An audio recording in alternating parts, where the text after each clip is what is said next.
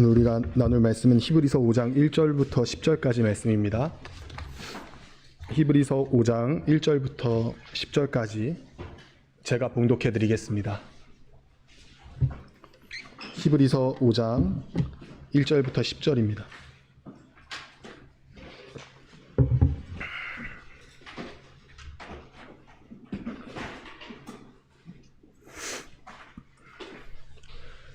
대제사장마다 사람 가운데서 취한 자이므로 하나님께 속한 일에 사람을 위하여 예물과 속지 않은 제사를 드리게 하나니, 저가 무식하고 미혹한 자를 능히 용납할 수 있는 것은 자기도 연약에 쌓여 있음이니라.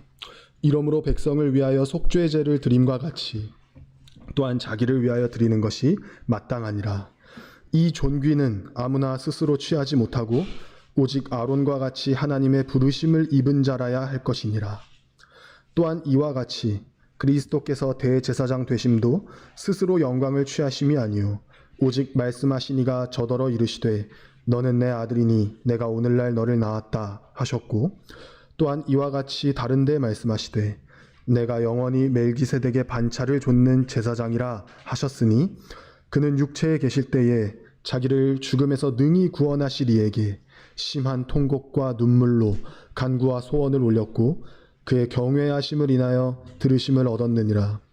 그가 아들이시라도 받으신 고난으로 순종함을 배워서 온전하게 되었은즉 자기를 순종하는 모든 자에게 영원한 구원의 근원이 되시고 하나님께 멜기세덱의 반차를 좇은 대제사장이라 칭하심을 받았느니라.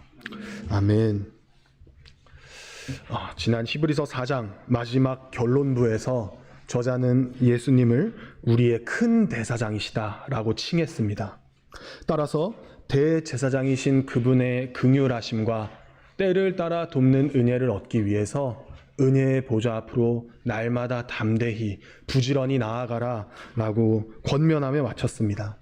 그러면서 이제 10장 18절까지 길게 이어지는 예수님의 대제사장 되심에 대한 이야기를 지난 본문 마지막 부분부터 시작이 되었죠. 사람이 의롭게 되기 위해서는 성경이 무엇이라 가르치냐면 하나님의 율법을 1.1획 하나도 어기지 않고 전부 다 지키는 것이라고 말씀하십니다. 그러나 정작 사람이 하나님의 율법과 하나님의 말씀 앞에 서면 그 어떤 사람도 하나님의 의를 획득하지 못합니다. 도리어 4장 12절과 13절에서 우리가 살폈듯이 우리의 모든 타락상, 우리가 감추고 싶었던, 그리고 우리 스스로도 알지 못했던 은밀한 죄악들이 다 드러나기 때문입니다. 따라서 우리에게는 그 죄를 용서하시고 우리를 대신하여 하나님의 율법을 완전히 이루사 하나님의 의를 획득하실 예수님이 아주 절대적으로 우리에겐 필요한 것입니다. 그러니 우리의 대제사장이신 예수님을 굳게 붙잡고 그분의 도우심을 구하라 라는 것이 지난 강설의 권면이었습니다. 그리고 오늘 본문이 이어집니다. 1절은 우리말로는 번역되어 있지 않지만 원어를 보면 가르라는 말로 시작을 합니다. 왜냐하면 이라는 말로 1절이 사실 시작을 합니다. 그렇다면 것은 이전 단락인 4장 14절 16절과 이어지는 내용이라는 것이죠. 이런 겁니다. 우리의 위대한 대제사장이신 예수님을 굳게 믿어라. 그분의 긍휼하심과 때를 따라 돕는 은혜를 얻기 위하여 은혜의 보좌 앞으로 담대히 나아가라. 왜냐하면 이렇게 연결이 되고 있는 겁니다. 본문은 4장 14절 16절까지의 내용과 논리적으로 이렇게 이어지고 있다는 걸 우리가 염두에 두어야 할 것인데, 오늘 본문에서 저자는 예수님을 대제사장이라고 칭했던 지난 단락의 내용을 독자들에게 입증하는 일을 하는 겁니다. 그게 5장의 주제입니다. 히브리서의 1차 독자들은 잘 아시듯이 유대인들이죠. 따라서 저자의 말을 듣고 예수님이 우리의 대제사장이야 라는 말을 듣고 의심을 품는 것이 당연합니다. 왜냐? 그리스도가 레위 지파의 후손이 아닌데, 더 정확히는 아론의 자손이 아닌데 어찌 대제사장이라고 할 수 있단 말인가? 우리는 이렇게 의문을 표하지 않을 수 있지만 유대인들에게는 그것이 합당한 의문입니다. 그렇지 않습니까? 하나님의 율법에 따르면 오직 제사장의 직무는 누구만 감당할 수 있는가? 기름 부음을 받은 레위 지파 아론과 그의 직계 후손들만 가능한 일이었습니다. 그런데 예수님은 우리가 알다시피 유다 지파의 후손으로 이 땅에 나셨단 말이죠. 그러니 유대인들의 의문은 아주 합당합니다. 예수님께 대하여 대제사장이라 부르는 저자의 주장을 듣고서 과연 그러한가라고 묻지 않을 수 없었던 겁니다. 저자는 5장을 왜냐하면 이라는 말로 시작함과 함께 그러한 의문을 해소하고 그리스도께서 어떻게 대제사장으로서의 직임을 맡을 수 있게 되었는지 그 당위를 설명합니다. 그것이 오늘 본문의 주제입니다. 저자는 우선 1절부터 4절까지 구약시대 아론 계열의 대제사장의 자격 그리고 직무를 먼저 말을 합니다. 그리고 5절부터 나머지 10절까지 예수님이 그 자격과 요건을 다 충족시킨다는 사실을 입증하고 그뿐 아니라 아론의 대제사장직보다 더 탁월하고 독특하신 초월적인 그런 참 대제사장 되심을 입증합니다. 먼저 1절부터 보겠습니다. 여기서는 대제사장의 자격과 직무에 대해서 말씀합니다. 대제사장의 자격이 먼저 나오죠. 대제사장의 자격은 첫째로 그는 사람이어야 된다는 겁니다. 대제사장마다 사람 가운데서 취한 자이므로. 대제사장 반드시 사람이어야 합니다. 왜 그런가? 대제사장은 사람을 대표하는 자이기 때문입니다. 사람을 대표해서 사람을 위하여 하나님 앞에 서는 사람이 대제사장입니다. 말하자면 자신의 앞에는 하나님이 계시고 자신의 등 뒤로는 자신과 똑같은 백성들을 등에 두고서 하나님께 중보하는 사람, 이게 바로 대제사장입니다. 이렇게 사람을 대표하는 일에 사람이 아니면 누가 할 수 있겠습니까? 이 직무는 천사도 할 수 없고 동물도 할 수 없습니다. 사람이 해야 합니다. 그래서 하나님은 사람 가운데서 제사장 직분을 감당할 자를 택하셨습니다. 한편 그가 하는 일, 대제사장의 직무에 대해서는 이렇게 말씀합니다. 하나님께 속한 일에 사람을 위하여 예물과 속죄하는 제사를 드리게 하나니. 그가 대제사장으로서 해야 할 일은 하나님께 속한 일이라고 합니다. 즉 하나님과 관계된 일이라는 것이죠. 그러면 하나님께 속한 그 일이 무엇이냐? 백성들을 위해서 속죄 제사를 드리는 일이라고 설명합니다. 대제사장은 1년에 한 번 대속죄일이 되면 지성소에서 온 백성의 죄를 속죄합니다. 제사를 드린 거죠. 이 일로써 백성들은 단순히 죄사함의 은혜를 받는 것뿐만이 아니었습니다. 하나님과 끊어졌던 언약의 관계가 피를 통해 회복되는 은혜를 받습니다. 속죄소에 뿌려진 피는 하나님의 진노를 가리고 그 백성을 다시 내 백성이라고 부르게 만드는 겁니다. 이 일을 위해 대제사장이 세움받은 것입니다. 오직 이 일을 하시기 위해 대제사장을 세우신 겁니다. 한편 이어지는 2절과 3절을 보면 이 인간 대제사장의 한계를 말씀합니다. 그는 연약에 휩싸여 있다고 합니다. 연약하다. 당연한 것은 그가 사람이기 때문이죠. 거룩한 직분을 가졌지만 사람이기 때문에 이 타락한 죄악상을 가지고 있습니다. 그래서 연약하죠. 2절은 대제사장이 그렇기 때문에 연약한 자이기 때문에 무식하고 미혹된 자를 능히 용납할 수 있다라고 합니다. 무식하다, 무지하다라는 것은 알지 못하다라는 의미죠. 대개의 사람들은 진리에 대한 지식의 결핍으로 죄를 짓습니다. 미혹되다라는 것은 탈선하다라는 뜻을 갖습니다. 대개 사람들은 하나님의 율법을 부지중에 혹은 우발적으로 어김으로써 죄를 범합니다. 대제사장은 이처럼 무지하고 미혹되어 죄를 지은 백성들을 대할 때에 그들을 용납한다는 겁니다. 용납한다. 자기 자신은 거룩한 직분을 가진 사람이지만 똑같은 연약함을 가졌기 때문에 용납합니다. 쫓아내거나 배척하지 않는다는 겁니다. 죄를 지은 백성들을 향해서 너는 이곳에 들어올 수 없다. 너는 우리와 상종할 수 없다. 나가라 하지 않는다는 겁니다. 그 대신 대제사장은 그들을 용납합니다. 용납한다는 것은 그들의 죄를 그냥 무책임하게 덮어버리고 없는 셈 치고 건징 안 한다, 그렇게 넘어간다는 뜻이 아닙니다. 제사장은 그 죄를 속죄하기 위하여 속죄 제사를 드리고 필요하면 그 죄를 반복하지 않도록 혼내고 권면했을 겁니다. 용납하다라는 의미는 무슨 뜻이냐면 원어에서 보면 감정을 절제한다라는 뜻입니다. 감정을 절제한다. 마치 부모가 잘못을 저지른 자녀를 보았을 때 당장에는 끓어오는 노기를 주체하지 못하고 혼내고 싶지만 그 감정을 누그러뜨리는 것처럼 대제사장은 죄인들을 향해 노를 그치고 절제된 동정심을 갖는다는 것입니다. 죄인을 향해 마음을 누그러뜨리고 동정심을 가지고 바라본다는 겁니다. 이것이 대제사장의 올바른 태도입니다. 대제사장은 하나님께 백성들의 죄를 속죄하는 자입니다. 거룩한 직분이죠. 그러나 그렇다고 백성들보다 높거나 위대한 것이 아닙니다. 그 역시 똑같은 연약을 가진 죄인이었습니다. 그러니 대제사장은 죄를 지은 백성들을 보며 아랫사람 보듯이 또는 경멸히 볼 수 없었습니다. 올바른 대제사장들은 백성들의 연약함을 보면서 동감하고 또 동정했습니다. 이 부분과 관련해서 우리가 받아야 할 교훈이 있겠습니다. 우리 각 성도는 왕 같은 제사장으로서 대제사장이 가져야 할 이런 태도를 우리도 가져야 한다는 겁니다. 대제사장이 온 백성들을 섬긴 것처럼 교회는 어떻습니까? 서로가 서로를 섬깁니다. 그러다 보면 서로를 볼 때에 반드시 필연적으로 상대방의 죄를 보지 않을 수가 없습니다. 상대방의 연약함을 우리는 서로 봅니다. 그럴 때 어떠한 태도를 가져야 하겠습니까? 본문의 교훈대로 우리는 절제된 동정심을 가지고 보아야 합니다. 절제된 감정을 가지고 그 사람을 섬겨야 합니다.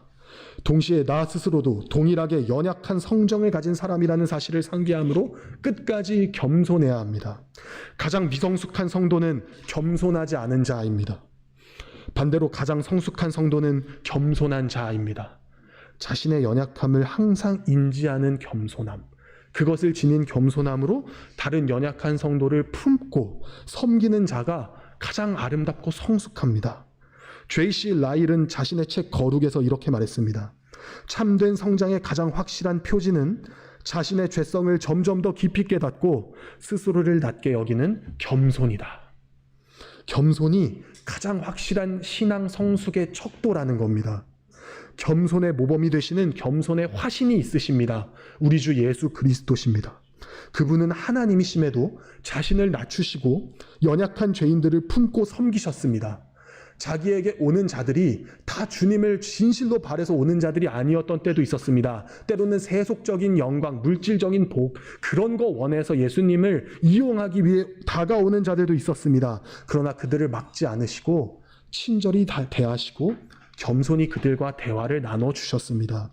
이와 같은 우리 주님의 겸손과 본문 속 대제사장의 용납하는 태도는 우리 모두가 본받아야 할 보편적인 교훈임이 확실합니다. 따라서 우리 역시 겸손이 하나님의 택함받은 백성의 가장 존귀한 덕목이라는 것을 항상 기억하고 서로를 더더욱 용납해주고 서로를 사랑으로 섬기는 그런 공동체, 그런 교회가 되어야 할 것입니다. 3절은 대제사장이 이처럼 자신도 똑같이 죄에 의해 지배받는 연약한 자이기 때문에 백성을 위해 속죄제를 드릴 뿐만 아니라 자기 자신을 위해서도 속죄 제사를 드려야 한다고 말씀합니다.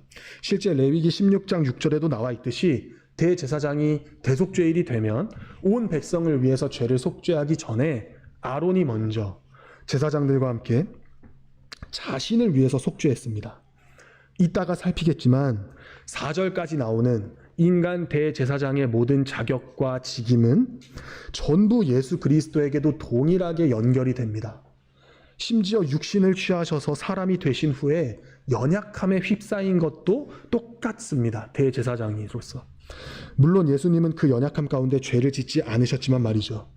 그러나 자신을 위해 희생제사를 드리지 않았다는 점에서 인간 대제사장과 차이가 있습니다. 말하자면 예수님은 우리의 연약함을 담당하셨지만 죄에 의해서 더럽힘을 당하지 않으셨던 겁니다.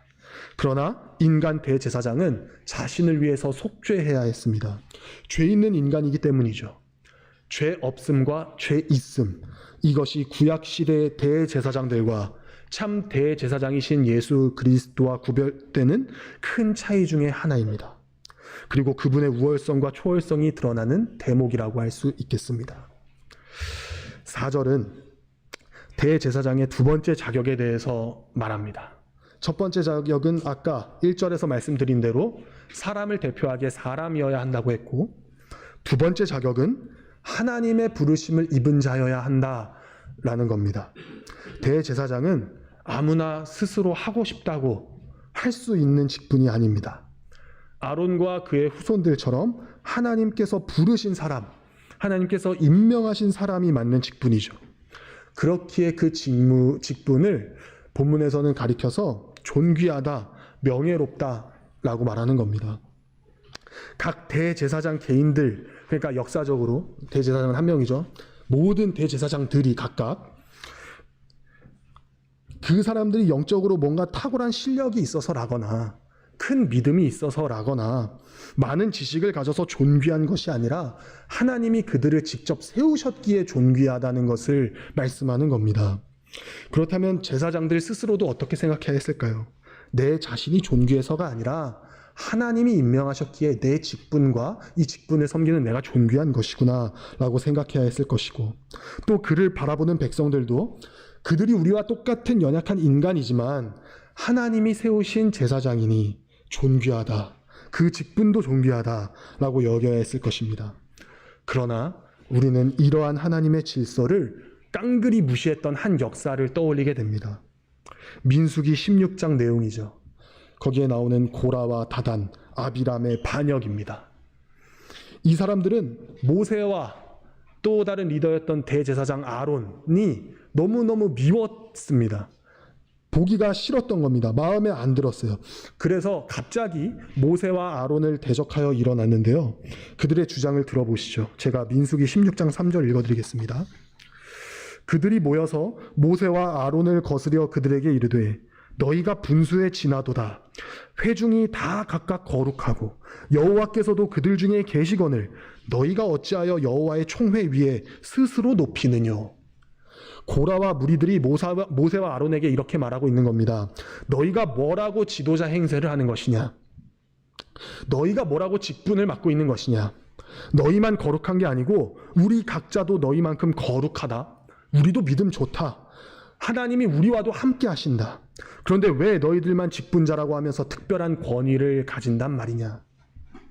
그때 하나님이 어떻게 하셨습니까? 먼저 그들을 크게 혼내고 벌을 주십니다. 그리고 한 가지 이적을 보여주십니다.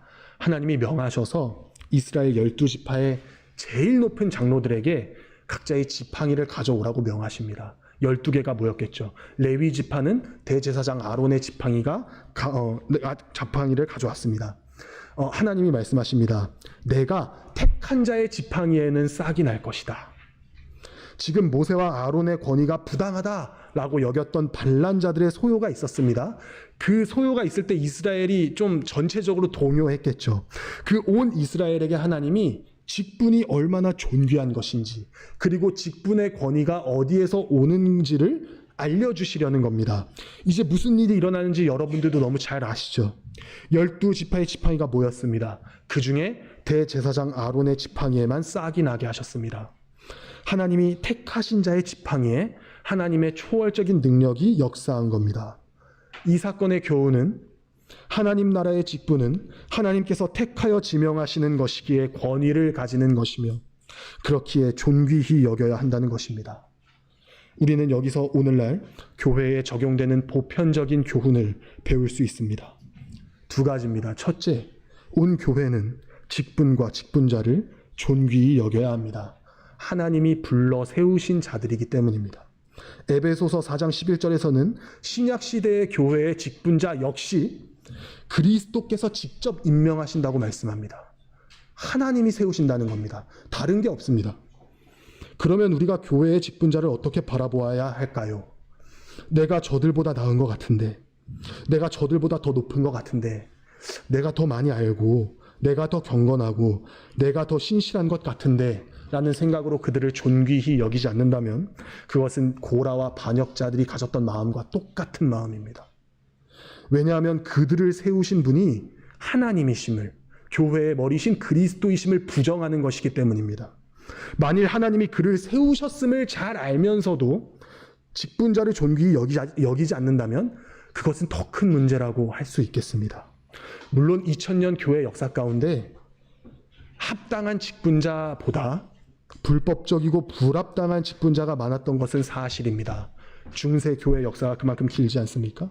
그러나 그러한 경우가 아니라 직분자가 하나님의 내적인 부르심과 외적인 부르심을 받았고 합법적인 교회적인 절차와 질서를 따라서 세워졌다면 우리는 그를 존귀히 여겨야 할 것입니다.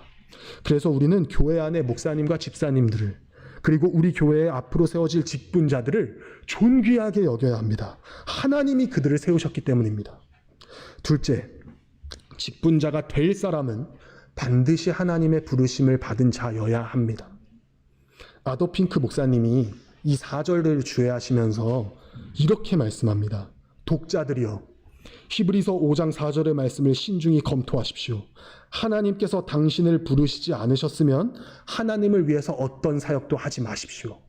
그게 교회를 위한 길이라는 겁니다. 교회의 직분은 이제 내가 좀 해볼까? 내가 이제 좀 하나님의 일을 좀 해볼까?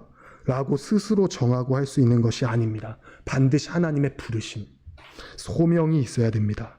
그 소명은 내적이기도 하지만 외적이기도 합니다. 하나님이 직분자 내적으로 주시는 소명, 확신도 있지만 외적으로 교회가 그 사람을 직분자로 세우는 일에 인정하고 투표하는 일도 반드시 필요합니다. 따라서 너무나 안타깝지만 실제 곳곳에서 벌어지는 일처럼 신앙 연수가 찼으니 직분을 준다던가, 헌금 액수를 많이 하니 직분을 준다던가, 또는 명예의 의미로서 직분을 준다던가 하는 일은 절대 교회에 있어서는 안 되는 겁니다. 직분자는 교회 안에서 많은 기도와 신중한 고려를 통해 내적, 외적 부르심을 입은 사람을 합법적인 절차로 세워야 합니다. 이 일을 위해서 올해 우리는 특별히 더욱 마음을 모아서 기도해야 할 것입니다. 정리하겠습니다. 지금까지 아론 계열의 인간 대제사장의 자격과 직임을 보았습니다. 대제사장은 사람이어야 합니다. 사람을 대표해서 하나님 앞에서 사람을 위하여 속죄하는 일을 하기 때문입니다. 대제사장의 가장 큰 직무는, 해야 할 일은 백성들의 죄를 속죄하는 일이라는 것도 우리가 보았습니다. 또한 대제사장의 두 번째 자격은 반드시 하나님의 부르심을 입은 자여야 한다라는 것입니다. 이제 5절부터 10절까지는 그렇다면 예수 그리스도는 이러한 대제사장의 조건과 자격들을 다 충족하신다는 사실을 증거합니다.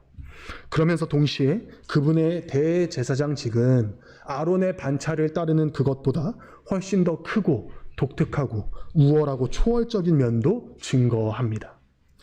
먼저 5절과 6절을 보면 예수 그리스도 역시 구약의 대제사장들이 그랬듯이 스스로 대제사장이라는 직임을 취하신 것이 아니고 하나님께서 그를 대제사장으로 세우셨음을 증거합니다. 5절을 시작하며 특별히 그를 칭하는데 그리스도라고 칭하는 데에서부터 그 사실이 암시되어 있습니다. 그리스도라는 단어가 무슨 뜻인가요? 기름 부음을 받은 자라는 뜻입니다. 잘 아시듯이 그 자체에서부터 예수님이 하나님께서 세우신, 하나님께서 임명하신 제사장이구나 라는 의미를 갖습니다. 구약시대의 왕과 선지자와 제사장은 다 기름 부어서 세웠습니다. 기름 부음의 의미는 하나님께서 그를 구별하여 세우셨다는 것이죠. 이처럼 겸손하신 예수님은 그리스도라는 칭호에서부터 그분이 대제사장의 직무를 스스로 취하신 것이 아니라 하나님으로부터 임명받으셨다라는 사실을 계시해 주십니다. 5절과 6절은 그 사실을 입증하려고 시편의 두 구절을 인용합니다. 먼저 5절에서 인용된 구절은 시편 2편 7절 말씀입니다. 너는 내 아들이니 내가 오늘날 너를 낳았다. 시편 2편 우리 성도님들이 너무 잘 아시는 시입니다. 메시아 시편이고 제왕시죠. 제왕시.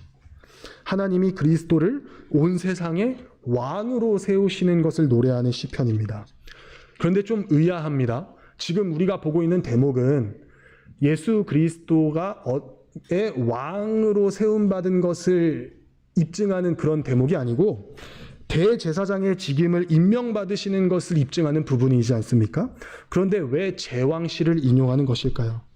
두 가지로 생각해 볼 수 있는데요. 우선 이 구절에서 이 시편 2편 7절을 인용한 의도가 예수 그리스도의 대제사장직의 의미를 설명하는 데 있는 것이 아니고 그분이 대제사장으로 부르심을 받은 것에 관심이 있어서 그 의도를 가지고 인용했다라고 생각하면 이해가 되실 겁니다. 포커스가 왕이냐 대제사장이냐 이게 아니고 하나님이 세우셨다에 있는 것이죠. 그 의도를 생각해 보면 이 시편을 인용하신 의미가 이해가 됩니다. 둘째로는 예수님의 왕직과 제사장직은 구별되지 않는다는 겁니다. 분리되지 않습니다. 그래서 저자는 시편 2편 7절을 통해 그것이 비록 메시아가 왕이 되실 것을 말씀하는 구절임에도 불구하고 이 구절을 그분의 대제사장 임명의 근거로 적용하는 것입니다. 6절을 보면 그 사실을 더 우리가 알 수가 있습니다. 6절은 시편 110편 4절이 인용되는데요. 내가 영원히 멜기세덱의 반차를 따르는 제사장이라 하셨으니, 이거 시편 110편 4절 말씀입니다.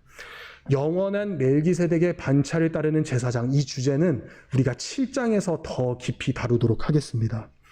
여기서 저자의 인용 의도도 예수님의 멜기세덱의 반차를 따르는 제사장직을 설명하는 것이 아니고 하나님의 부르심을 입은 것을 설명하는 대목이기도 합니다.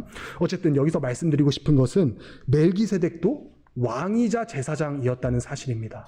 그 역시 왕이자 제사장이었습니다. 히브리서 7장 1절을 보면 멜기세덱을 이렇게 소개합니다. 이 멜기세덱은 살렘 왕이요 지극히 높으신 하나님의 제사장이라. 왕이요 제사장이라는 겁니다. 이 왕이요 제사장인 멜기세덱이 그리스도의 예표라는 겁니다. 여기서도 우리가 알 수 있는 것은 예수님의 왕직과 제사장직은 구별되지 않는다는 겁니다. 그분이 왕이자 제사장이었던 멜기세덱의 반차를 따른다는 것은 주님 역시 그보다 더 크고 위대한 왕이요 제사장으로서 세움 받았음을 암시하는 겁니다. 그렇다면 예수님은 이 두 시편의 증언대로 하나님께서 직접 임명하셨구나, 합법적인 대제사장이구나, 독자들은 그 부분에 있어서는 확신할 수 있습니다. 이로써 예수님의 대제사장으로서의 자격 중에 하나, 하나님이 임명하신 대제사장이다라는 사실이 입증된 셈입니다. 이제 마지막 부분인 7절로 10절까지를 보겠습니다. 여기서는 예수님이 대제사장의 첫째 조건이었던 사람이시라는 것과 또 대제사장의 직무인 백성의 속죄 제사를 완전히 드렸음을 설명합니다. 먼저 7절은 그가 육체에 계실 때에 라고 함으로써 대제사장의 첫 번째 조건, 사람이어야 한다 그랬죠. 그 조건을 충족하고 계심을 말씀합니다. 육체라는 단어, 사르크스는 말 그대로 살입니다. 살. 영과 반대되는 물질적인 육체를 의미하는 단어입니다. 이것은 그리스도께서 완전한 육신을 입으신 완전한 사람으로 오셨다는 것을 뜻하죠. 그래서 이 안에 인간의 어떤 연약성도 지니셨음을 암시하고 있습니다. 예수님은 완전한 사람이셔서 몸뿐만 아니라 감정에서까지 똑같이 연약함을 가지시는 대제사장이셨습니다. 우리가 앞서 살펴보았던 히브리서 2장 17절이나 4장 15절도 인성을 취하신 예수님의 어떤 연약함에 대해서 각각 이렇게 말씀합니다. 범사의 형제들과 같이 되심이 마땅하도다. 또 우리에게 있는 대제사장은 우리 연약함을 체휼하지 아니하는 자가 아니요 라고 했죠. 이처럼 예수님은 완전한 사람이셨습니다. 심지어 연약함까지 지니신 사람이셨습니다. 그렇게 되신 이유는 대제사장으로서의 사역을 완수하시기 위해서입니다. 우리를 대표하여 하나님 앞에서 우리를 위해 속죄 제사를 드리기 위해서 사람이 되셨습니다. 그리고 그분이 사람이 되셔서 대제사장으로서 이 땅에서 하신 일들을 7절에서는 이렇게 표현합니다. 심한 통곡과 눈물로 간구와 소원을 올렸다. 예수님이 대제사장으로서 하신 일들을 이렇게 요약하고 있는 겁니다. 심한 통곡과 눈물로 드린 기도, 그리고 소원. 그분은 사람의 연약한 몸을 입으시고 인간적인 고난과 고뇌를 다 받고 느끼셨습니다. 주님은 그 연약함을 가지고 하나님께 몸부림치며 부르짖으셨습니다. 괴로움으로 울부짖으셨습니다. 십자가에 달리시기 전에. 겟세마네 동산에서의 기도는 그분의 고뇌의 초절정을 이루었습니다. 그곳에서 기도하실 때 땀이 피가 될 정도로 기도하셨다고 성경 말씀합니다. 그러면서 그분이 내 아버지여, 만일 할만하시거든 이 잔을 내게서 지나가게 하옵소서, 이렇게 기도하시면서 인간적인 두려움의 감정을 다 느끼시며 부르짖는 모습을 우리에게 보여주시거든요. 주님의 통곡과 눈물의 간구와 소원은 십자가에 달리실 때도 이어집니다. 엘리 엘리 라마 사박다니, 나의 하나님 어찌하여 나를 버리시나이까, 이렇게 하시면서 통곡하셨습니다. 예수님 정말 간절히 하나님께 탄원하고 부르짖으셨던 겁니다. 그리고 그 예수님의 간절한 기도는 7절의 표현대로 그의 경외하심을 인하여 들으심을 얻으셨습니다. 예수님이 기도하실 때 이 잔을 할 수만 있다면 내게서 지나가게 하옵소서라고 하셨는데, 그것이 그대로 응답되었다면 예수님이 십자가를 지지 않으셔야 되었겠지요. 그러나 잘 아시듯이 겟세마네에서 예수님의 간구는 그렇게 끝나지 않았습니다. 이렇게 기도하셨죠. 나의 원대로 마옵시고 아버지의 원대로 하옵소서. 예수님은 성부 하나님께 경외심을 가지고 그 두렵고 떨리는 가운데서도 끝까지 아버지의 뜻에 순종하셨습니다. 그러니까 예수님이 대단하시지만 사람으로 계실 때는 그 두려운 감정과 연약함, 그 십자가를 져야 된다는 사실까지 미리 아셨기에 더 두려우셨겠죠. 그걸 다 아시는 상태였단 말입니다. 그럼에도 아버지를 경외하심으로 나의 원대로 마옵시고 아버지의 원대로 하옵소서라고 기도하고 끝까지 그 뜻에 순종하신 겁니다. 그래서 자기를 죽음에서 능히 구원하실 이 이신 성부께서 이 성자의 기도에 응답하셔서 그 십자가의 모진 고난을 끝까지 다 지게 하시고 부활하게 하셨습니다. 이 대목에서 우리의 마음을 움직이고 감동시켜야 정상인 것은 8절입니다. 그가 아들이시라도 받으신 고난으로. 이 아들이시라도에 쓰인 접속사 카이페르는 그가 비록 아들이실지라도 라는 표현으로 번역이 됩니다. 그가 비록 아들이실지라도. 히브리서에서 그분을 아들로 말씀할 때는 항상 성자 하나님, 하나님의 본체의 형상, 제2위격으로서의 하나님 되심을 가리킨다고 말씀드린 바 있습니다. 따라서 그가 비록 아들이시라도 고난을 받으셨다는 것은 예수님이 이 땅에서 대제사장으로서의 사역을 완수하시기 위해 받은 모진 고난, 많은 수모, 그 때문에 쏟으신 통곡과 눈물은 그가 하나님의 아들이시기에 전혀 받지 않아도 될 고난이었음에도 받으셨다고 말하는 겁니다. 이 말씀이 여러분의 심령을 울리십니까? 어떻게 들리십니까? 예수님의 대제사장적 사역하면 교리적으로는 지상적 사역, 천상적 사역 이렇게 딱 나누어서 지상적 사역은 속죄 사역, 천상적 사역은 중보와 간구, 이렇게 우리가 아주 딱딱하게 교리적으로 체계적으로 인지할 수는 있을 겁니다.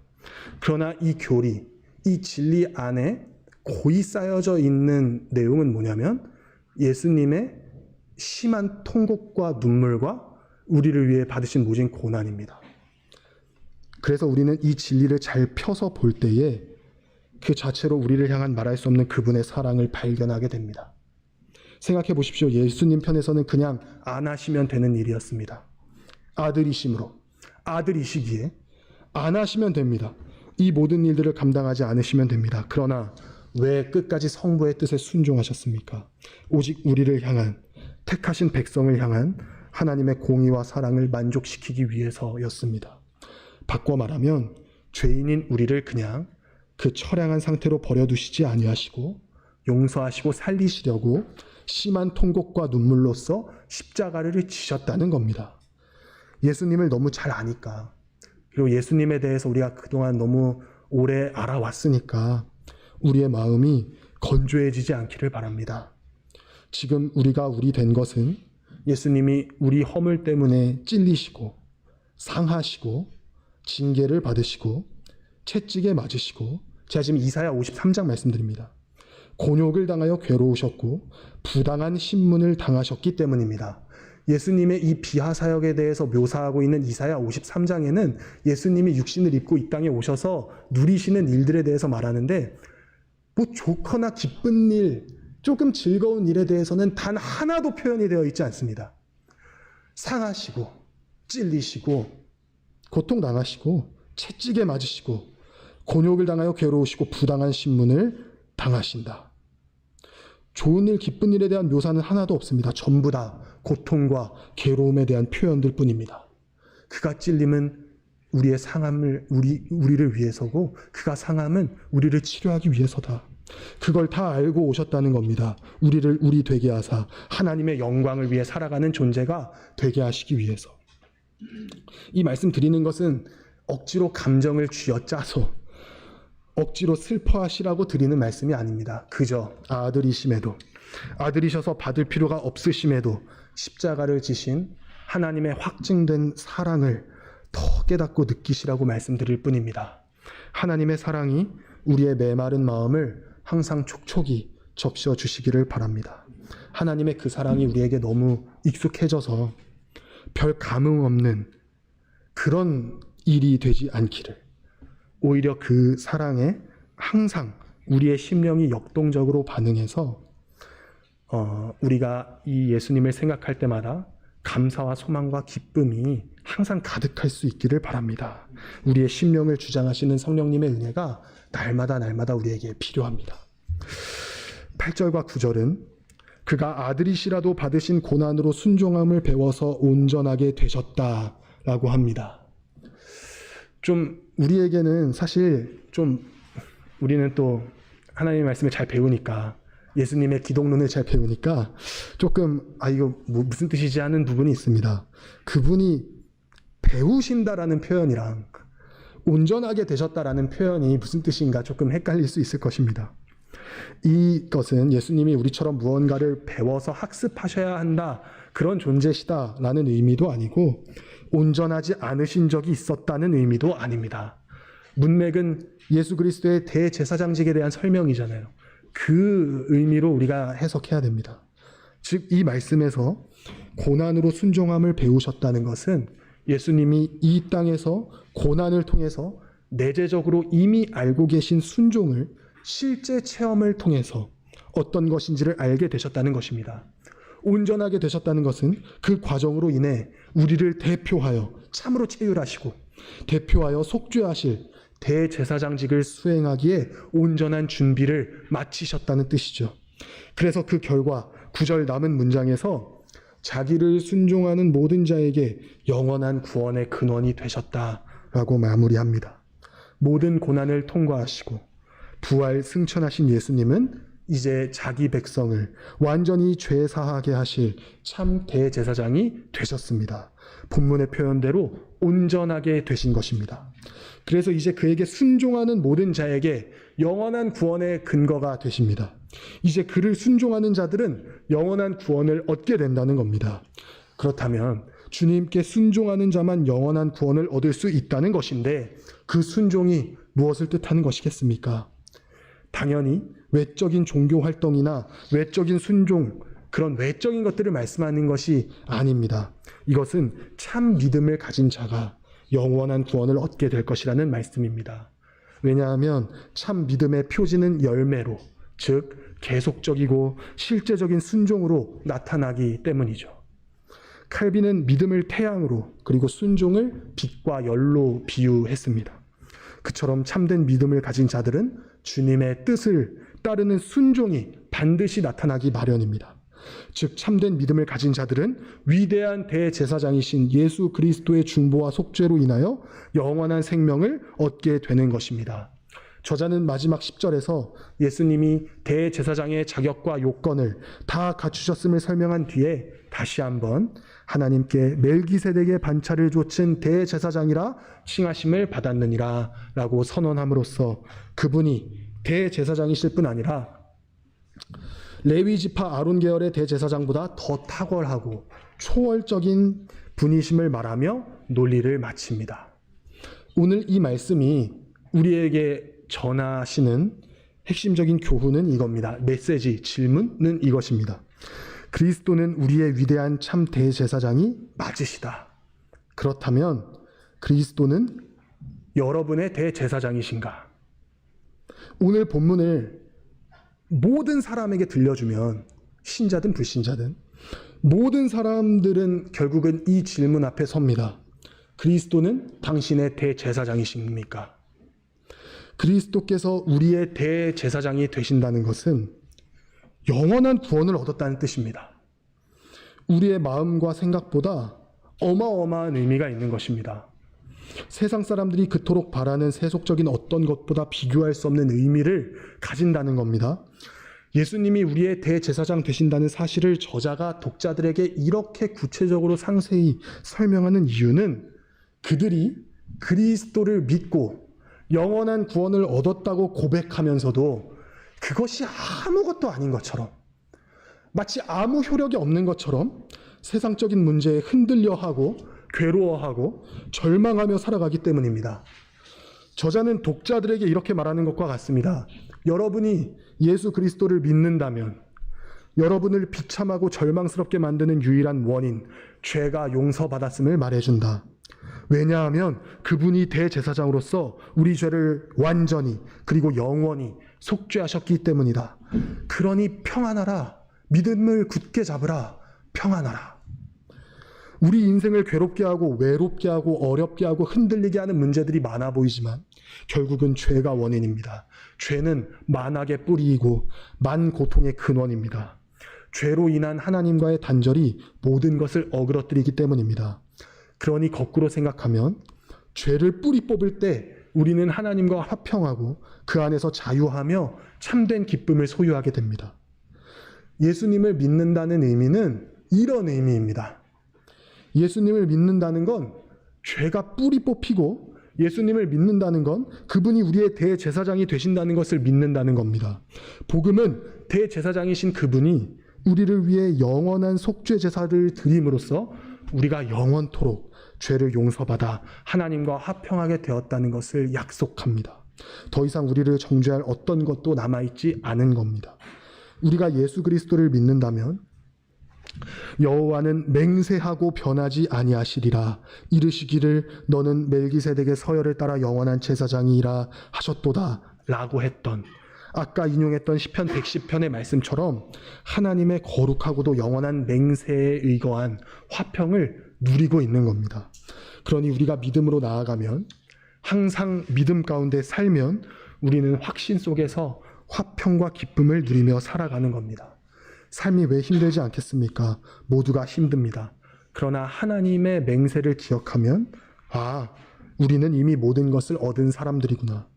아, 나는 하나님께 가장 큰 은혜를 입은 사람이구나 깨닫게 됩니다. 우리의 이름을 가슴에 메시고 하늘에 올라가 우리를 위해 끝까지 간구하시는 대제사장이 영원한 우리의 주님이십니다. 오늘 표현대로 하면 임마누엘의 하나님이시고, 그분이 우리의 대제사장이 되셔서 영원한 우리의 순례길에 함께 하시고 변호하시고 또 보호하시는 분이시라는 겁니다.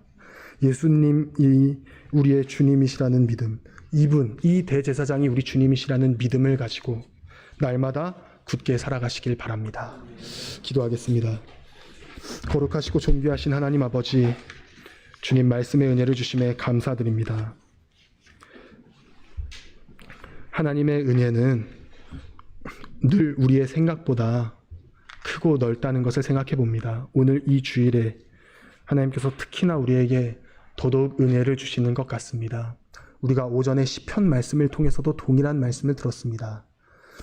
우리를 도우시는 분, 지키시는 분이심을 우리가 시편 121편을 통해서 들었고, 그리고 또 창세기 강서를 통해서는 하나님께서 그 영적인 순례를 시작하는 두렵고 떨림 가운데 있는 야곱에게 내가 너와 함께 하겠다고 약속하신 말씀을 듣게 하셨고, 또 오후 시간에는 예수 그리스도께서 우리의 영원한 구원의 근거가 되시는 참 대제사장이시다 라는 사실을 우리가 3번이나 듣게 하셨습니다.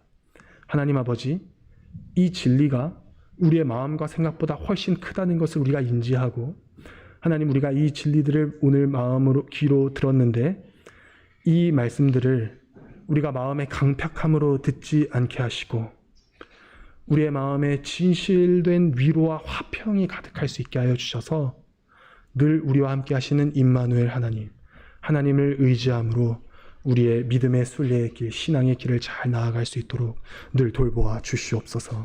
예수님의 이름으로 기도드립니다.